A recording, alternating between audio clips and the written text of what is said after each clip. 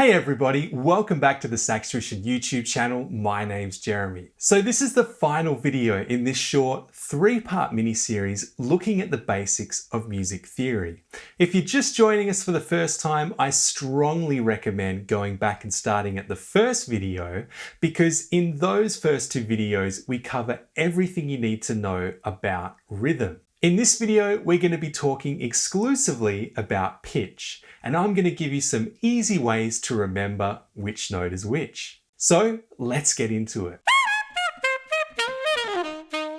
Now, most people are at least a little bit familiar with a piano keyboard. There's black keys, there's white keys, and if you look closely, you'll see a pattern in the way that it's laid out. There's a group of 2 black keys, then over to the right, there's a group of 3 black keys. Then the pattern repeats itself. 2 black keys, 3 black keys, 2, 3, and on and on. Now, even as a saxophone player, I like to teach pitch by looking at the piano because it gives a really nice, clear way of visualizing our notes. If we find the first of the 2 black keys in the pattern and identify the white key immediately to its left, that's called a C. Then the next white note to its right, that's a D. Then the next 3, as you might have guessed, are E, F, and G. It's the order of the alphabet. Now, rather than going on to H, we actually go back to A, and then B, and then you guessed it, C. And we're back to the white key that sits to the left of that first black key again. Now, the space between those 2 Cs, that's called an octave. They're both Cs, they both have the same harmonic function, except one is higher than the other. So Jeremy, you might be thinking, why didn't you just start with an A? Well, 2 reasons. Number 1, C is usually easier to find on the keyboard. And number 2 is that even though it's the first note in the alphabet, there's nothing especially significant about starting on an A. In the world of music theory, it's just another note. So what's up with the black keys? Well, the black keys represent our sharps and flats. See that first black key that we identified right at the start? That note is a C sharp. By sharpening a note, we're putting the original note up a semitone or a half step. Basically, we're going to the very next key on the piano, whether that's a black key or a white key. So if we take that first C and go up a semitone, we get the black key. That's our C sharp. If we flatten a note, we're going down a semitone in the series. So technically, that C sharp that we're talking about could also be written as a D flat, since if we went down a semitone from a D, we'd actually have the same key. 2 different names for the same note. So if you look at the accompanying PDF, you'll see all of these note names written out on the keyboard so you can start to wrap your head around how it's all laid out. So that's enough time spent looking at the piano. Let's check out what it all looks like when it's written down on the page. So as you can see in this first example, I've written out all the notes that intersect the ledger lines. From bottom to top, we have E, G, B, D, and F. An easy way to remember this is just to remember every good boy deserves fruit. Perhaps if you're feeling creative, you can come up with your own, like every good boy deserves Ferraris, or perhaps something a little bit controversial like every good banker dodges financial regulators. So you can pick something memorable or just stick with the classic every good boy deserves fruit. Now, the spaces between the lines are even easier to remember because they spell out the word face, F-A-C-E.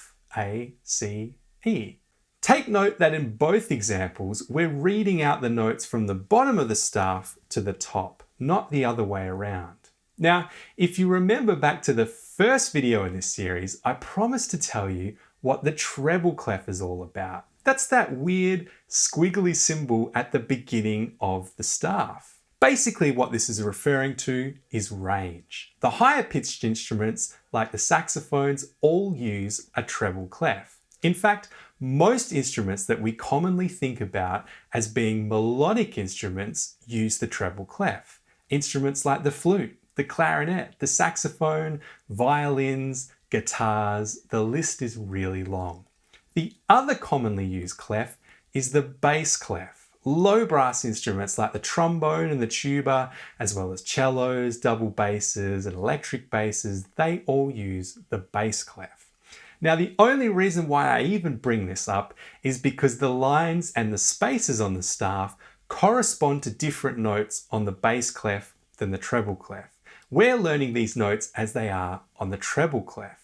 The good news is that all of the saxophones, even the baritone saxophone, use the treble clef. So you'll never really encounter the bass clef unless you decide to learn another instrument. That's why in the first video, I mentioned that the treble clef is really mainly ornamental. Now, there is one last concept I'd like to talk about before we wrap up this short little series. And it's something that can cause a lot of confusion for beginners when they're first starting out. The saxophone family are all transposing instruments, which means that playing a C on the piano doesn't equal a C on the saxophone. The notes on the alto saxophone and baritone saxophone are offset by 3 semitones. They're what's called an E-flat transposing instrument. A C on the alto saxophone actually corresponds to an E-flat on the piano. The tenor and soprano saxophones, on the other hand, are B-flat transposing instruments, meaning that a C on these saxophones actually equates to a B-flat on the piano.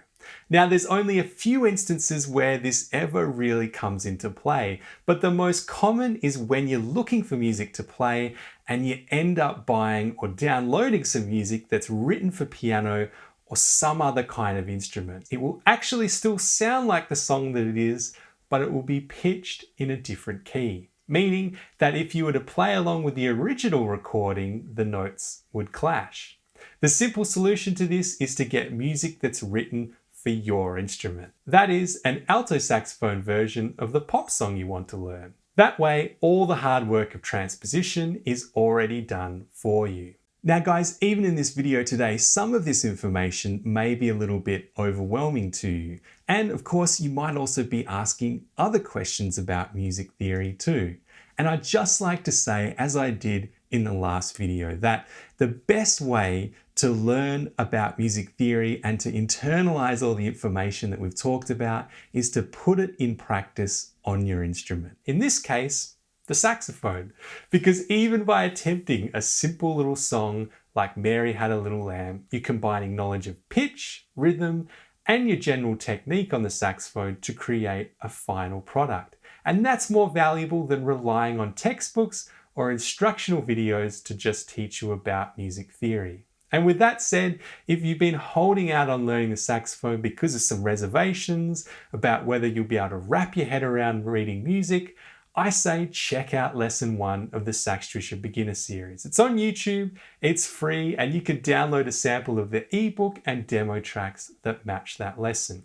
Throughout the series, not only will we build on everything that's been taught in this mini series, but you'll also be learning how to play the saxophone with a rich, beautiful sound, playing a ton of fun songs and exercises. There's 12 lesson videos, a 68-page ebook, and over 200 demo tracks for you to play along with. You can watch lesson 1 right here on YouTube, and I've put a link to that in the description below. Or if you prefer, you can head straight to the SaxTuition website and you can download the series right now. Guys, if you have any questions, please leave them in the comment section below. Thank you so much for being part of this mini series, and I'll see you all again soon.